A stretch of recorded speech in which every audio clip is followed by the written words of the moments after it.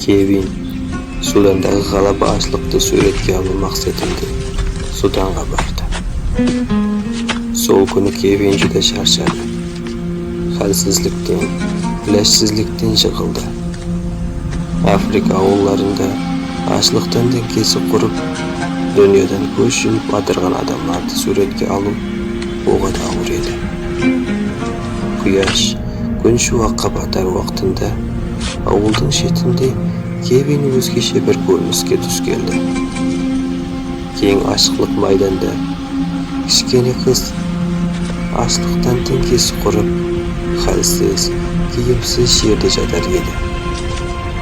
Нәресте жылауға да шамасы келмей ыңырсылады.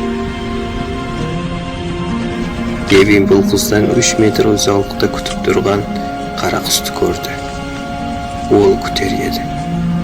Қыздың өлімін күтер еді.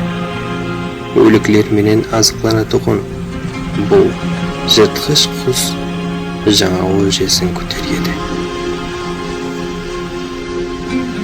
Бұндай көріністі Kevin кадрға мөрлеу үшін суретке түсірді. Һәм соңынан құсты ұшырып жіберіп, өзі уақия орнынан кетіп